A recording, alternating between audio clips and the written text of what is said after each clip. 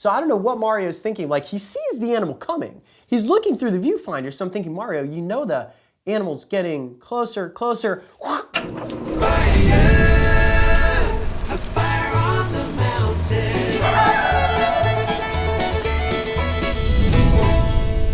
Okay, we are back.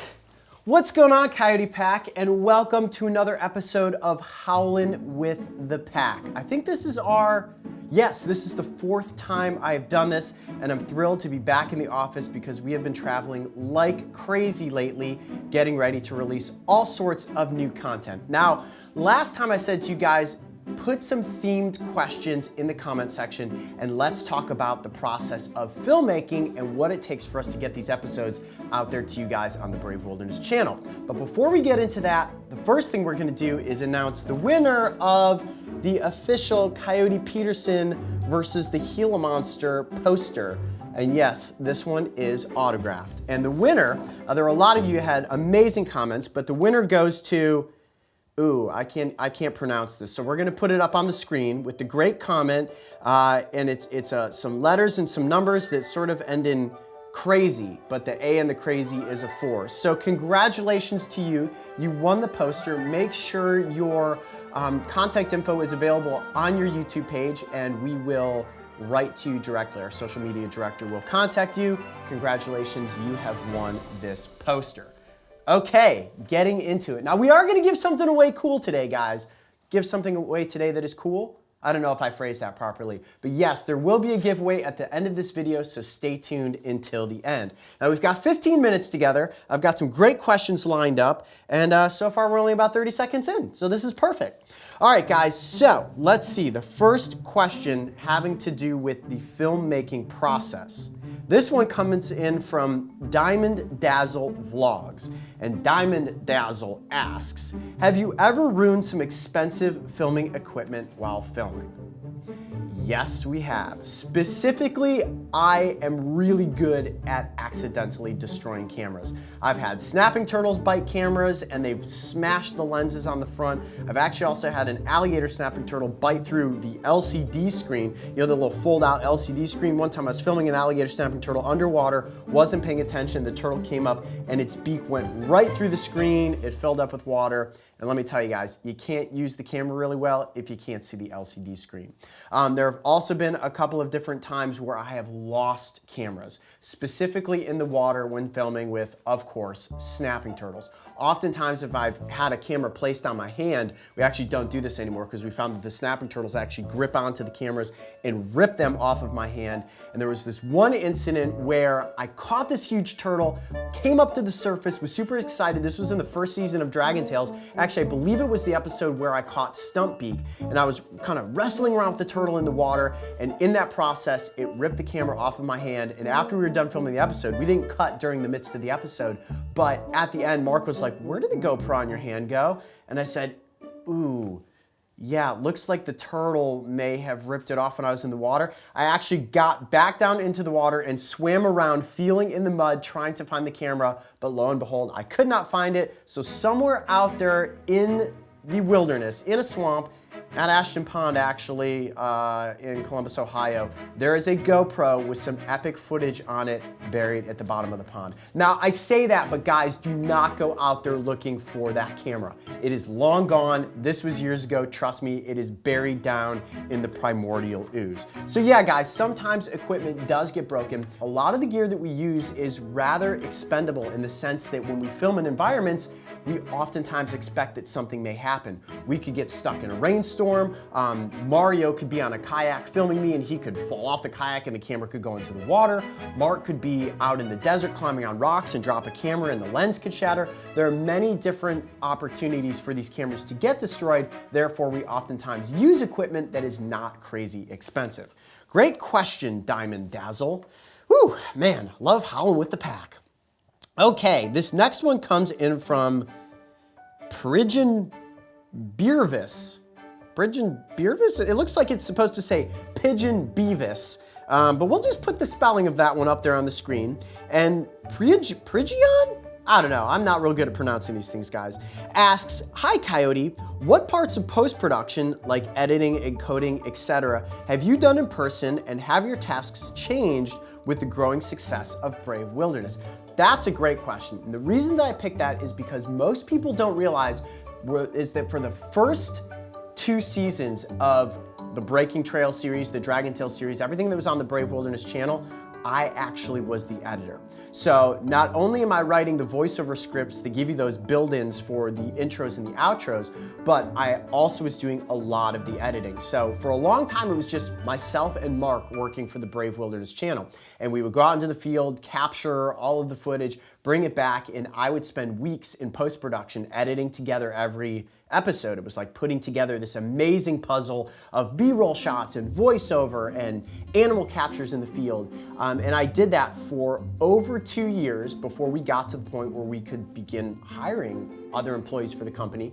Chris Cost, our senior editor, was the first editor hired. We also have another couple of editors named Ryan and Mariah, our other members of the editing team. So in total, we have 3 editors at this point, but it all began with me, and that was a crazy 2 years of my life. Traveling, hosting, writing, producing, and also editing all the content that was on the channel.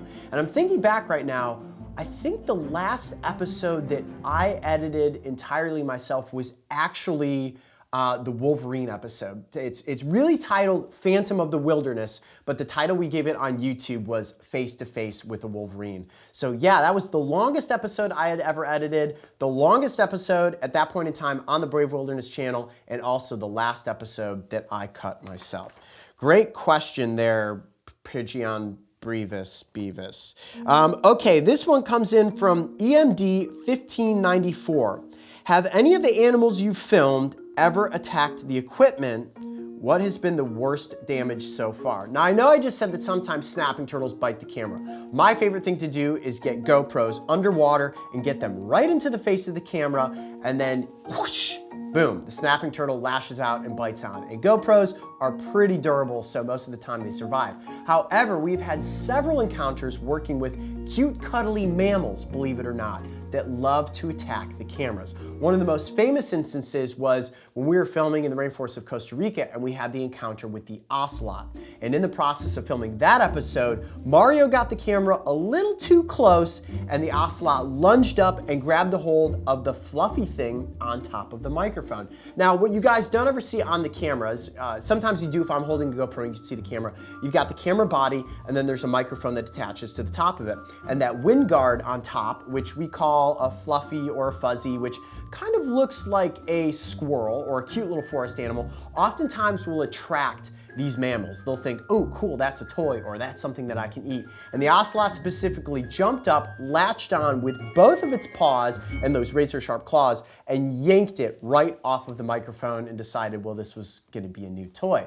We also had an instance recently where we filmed with Swiper the red fox in Florida.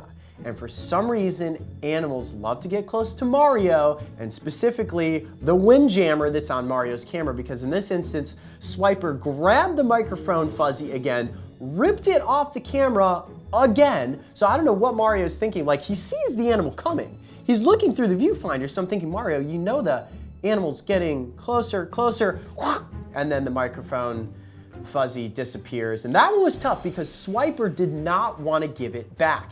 And there was all this playful going on, and I had to use a real quick maneuver to distract him on one side and then grab the microphone fuzzy from the other side to get it back and onto the camera. And we would have let Swiper play with it longer, but he started actually ripping the rubber parts off of it, and we definitely didn't want it to get completely destroyed. So I mentioned the microphones getting destroyed specifically because this brings us into our next question.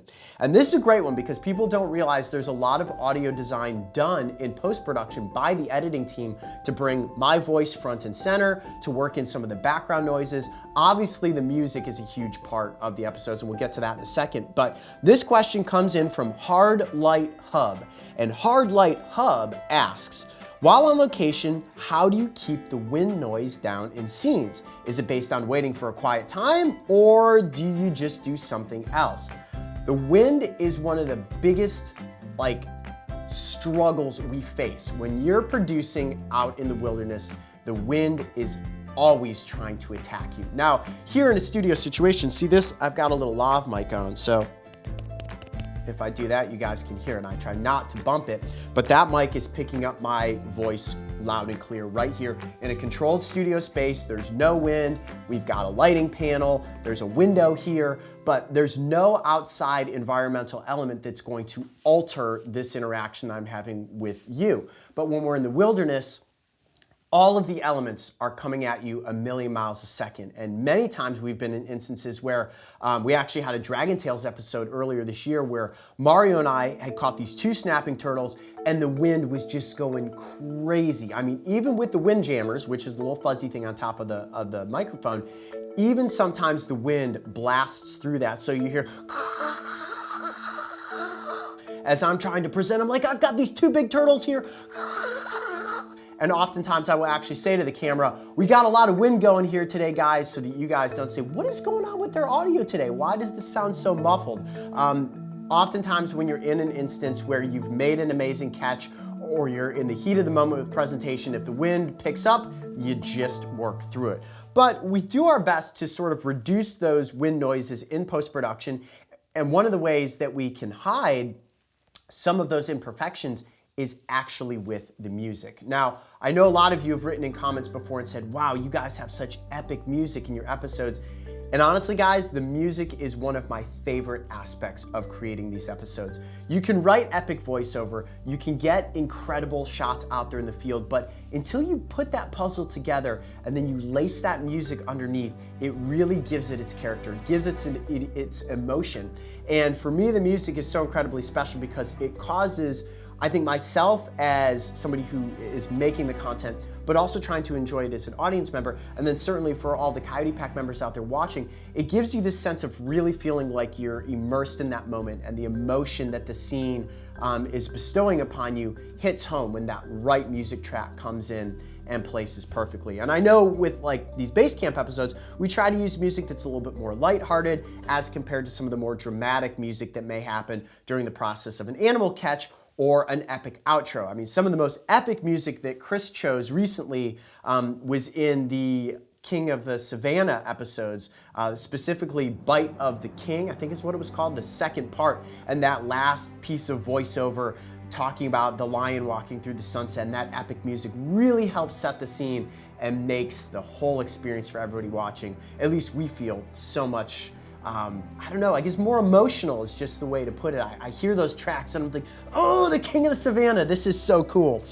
So yeah, audio design is a huge part of everything we do. And as you guys know, we put a lot of care and time into every single production. Even something as simple as Howlin' with the Pack. This episode, even though it has no cuts, goes into post-production. We find clips to cut over the top when I say things like baby sloth. There's a shot of a baby sloth. Big snapping turtle, King of the Savannah. We have these shots that can come in to sort of keep you guys engaged as it's just me sitting here rambling on and on and on. But I love doing it, and oh, we're running out of time. We're almost at 15 minutes already today. Crazy, this one has flown by. So what are we giving away this week? We have to give away something. I said, all right, if we're gonna do Howlin' with the Pack, and I'm gonna be talking to the Coyote Pack one-on-one, I have to give them something new every single week. So this week, what we're giving away is the brand new Be Brave, Stay Wild hoodie sweatshirt. Check this thing out. This is actually mine, so you guys can't have this one. This is the one that I own. But we will send you your very own Be Brave, Stay Wild sweatshirt, I guess hoodie. It's a hoodie. They are super comfortable. I know it's summer, but if you're heading out to a cookout in the evening or you're gonna have a campfire and sit around and make some s'mores, having one of these hoodies is the perfect thing to keep you warm. So write in the comments section below, tell us why you want the Be Brave, Stay Wild hoodie and how you are gonna use it this summer to stay warm, or what event you're gonna be on, whether it's camping, backyard cookout, you name it, it's all fair game to potentially win the Be Brave, Stay Wild hoodie. Well guys, that's it for this week.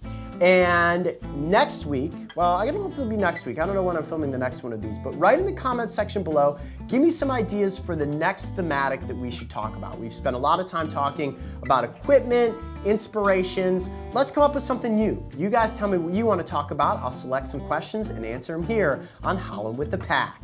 I'm Coyote Peterson. Be brave, stay wild. We'll see ya on the next base camp adventure. Oh man, that was like a perfect 15 minutes. All right, cutting the camera. Hey Coyote Pack! If you missed one of the most epic episodes of the year, make sure to go back and watch our 2-part King of the Savannah masterpiece. And don't forget, subscribe so you can join me and the crew on our next big adventure.